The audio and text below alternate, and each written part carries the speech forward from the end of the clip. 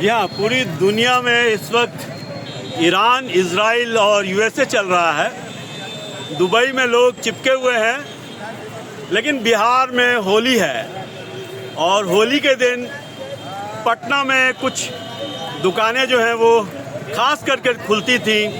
जैसे ठंडई की दुकान जो डाक बंगला चौराहे पे होती थी वो ज़रूर खुलती थी, मगर कल शाम बंद थी। और पान की दुकानें भी लगभग सभी बंद थी, लेकिन कुछ दुकानें गिनती की खोजनी पड़ रही थी कि पान कहीं मिल जाए। उसका कारण ये था कि दोपहर से ही ये खबर चल रही थी कि नीतीश कुमार राज्यसभा जाएंगे। जी हाँ, ये कोई हम लोग के लिए कोई आश्चर्य की बात नहीं थी कि नीतीश कुमार के बाद कोई नया परिवर्तन होगा। इसमें ये कोई नई बात नहीं थी, लेकिन राज्यसभा जाएंगे ये एक आश्चर्य की बात जरूर थी। ये लोग सोचते थे कि उपराष्ट्रपति बनेंगे, राष्ट्रपति बनेंगे, क्या करेंगे, इसके बारे में चर्चा होती थी।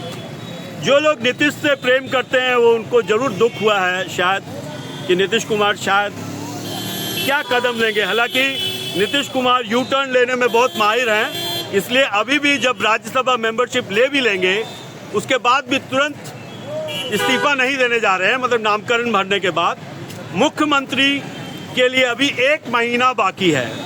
अप्रैल में डिसीजन होगा कौन नया मुख्यमंत्री बनेगा। लेकिन ये जो 1 महीने की अवधि होगी ये एक चर्चा का विषय रहेगा मीडिया में भी और लोगों में भी। हालांकि बीजेपी हमेशा आश्चर्यचकित निर्णय दिखाती है, अपने ऐसे कैंडिडेट को प्रस्तुत कर सकती है बीजेपी से अगर चीफ मिनिस्टर होता है तो। लेकिन लगभग ऐसा माना जा रहा है, ऐसी जो बातें हो रही हैं उससे ऐसे प्रतीत होता है कि शायद बीजेपी का ही मुख्यमंत्री होगा। ऐसे कुछ भी हो सकता है क्योंकि सब अनुमान पे आधारित है। और दोपहर का समय है, कुछ समय के बाद शायद नामांकन भरा जाए, नीतीश कुमार आ जाएं। और देखिए विधानसभा के बाहर जहां 7 मूर्ति है, मेरे ठीक सामने 7 मूर्ति है, वो मैं नहीं दिखा रहा हूं आपको। इस वक्त पूरी जो भीड़ है वो आ गई है। मीडिया तो पहले से ही कल से ही काम में लग गया है और ऐसे बिहार की होली बहुत शानदार होली मानी जाती है, चाहे वो लालू जी के समय की होली हो या उससे पहले की होली हो। पटना हालांकि होली में खाली हो जाता था, लेकिन इस बार पटना में भी थोड़ा सा क्या कहेंगे, शराबबंदी के बाद भी कुछ लोग नशे में नज़र आए।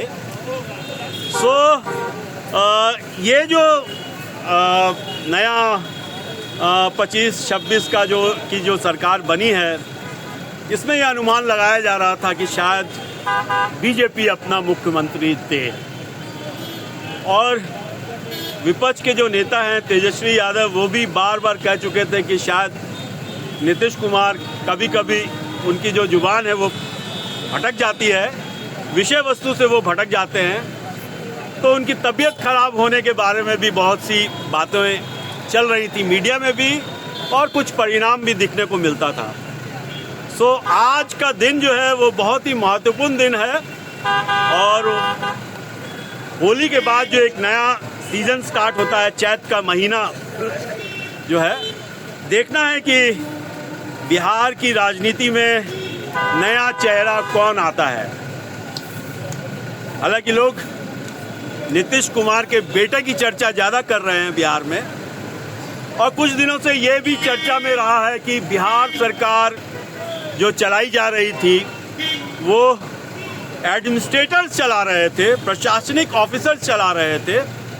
और हालांकि नीतीश कुमार की सरकार जब से बनी थी तब से उन्होंने अपने आईएएस लोगों को और आईपीएस लोगों को थोड़ा ज़्यादा ही खुली छूट दे रखी थी कि आप अपने हिसाब से बिहार को एक नया बिहार बनाएं।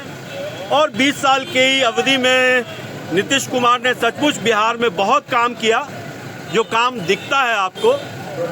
लेकिन इसके पीछे एक ये भी रहस्य रहा कि क्या बिहार को एडमिनिस्ट्रेटर्स चला रहे थे, क्या आईएएस ऑफिसर्स चला रहे थे। नीतीश कुमार की पूजा तो देवता की रूप में ही होगी बिहार में। जैसे नवीन पटनायक को उड़ीसा में लोग याद करेंगे, उनके प्रशासन के टाइम को। वैसे नीतीश कुमार को भी याद करेंगे, उनके एज ए चीफ मिनिस्टर का जो टाइम पीरियड 20 साल 21 साल का रहा।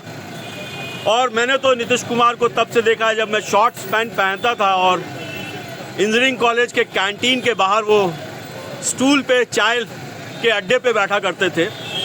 सो 80 का दशक और 90 के दशक से मैं जान रहा हूँ। लेकिन ये एक कोई आश्चर्यचकित बात नहीं है पटना में रहने वाले लोगों के लिए, क्योंकि पटना के लोग ये हमेशा ये सोच रहे थे कि कब ये चेंजेस होगा, बिकॉज कभी कभी नीतीश कुमार भटक जाते थे। लेकिन नीतीश कुमार कब क्या टर्न लेंगे ये नीतीश कुमार ही बता सकते हैं।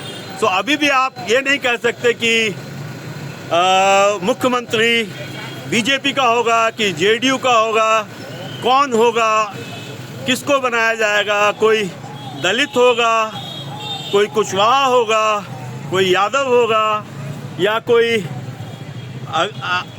अगड़ी जाति से होगा, ये आप अभी भी कह नहीं सकते आप, क्योंकि बिहार जो है वो पॉलिटिकल मैसेज देता है पूरे भारत को और पूरी दुनिया को। और इस वक्त पूरी दुनिया जो है व्यस्त है ईरान को लेकर। ईरान की जो समस्या है, ईरान यूएस इजराइल का जो युद्ध चल रहा है उस पर लोग सोच रहे हैं ज़्यादा। ये टाइम फ्रेम जो था ये बड़ा अनुकूल था चेंजेस लाने के लिए, क्योंकि बहुत ज़्यादा चर्चा भी नहीं होगी मीडिया में ज़्यादा, क्योंकि हाफ पेज जो है वो ईरान ले जाएगा, ईरान का युद्ध ले जाएगा, और हाफ पेज से भी आधे में, क्वार्टर पेज में नीतीश कुमार और बिहार की राजनीति पूरे भारत में होगी। लेकिन देखते हैं कि जो टाइम फ्रेम है उस टाइम फ्रेम में कितनी जल्दी चेंजेस आता है।